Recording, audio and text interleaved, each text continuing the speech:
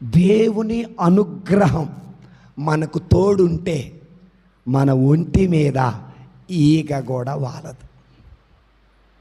ఏం వాలదు అంటే దేవుడు అంత, ఇప్పుడు కనుగుడ్డుని ఐ అగ్ని ఏ విధంగా అయితే కనురెప్ప కాపాడుతుందో అదేవిధంగా దేవుడు మనల్ని అట్లాగే కాపాడుతాడు. చూడండి, మరీ జీవితంలోనే చూడండి, ఎన్నో కష్టాలు వచ్చాయి. యూదులు రాళ్లతో కొడతారని తెలుసు, ఒక రాతి దెబ్బన్న తగిలిందా? భర్త తనలో తాను వదిలేయాలి అనుకుంటున్నాడు, వదిలేశాడా? దేవదూత వెళ్ళింది, నువ్వు వెళ్ళి నీ భార్యని తీసుకో. ఎవరు స్థలం ఇవ్వాలా? సత్రంలో దేవుడు చోటు ఇచ్చాడు.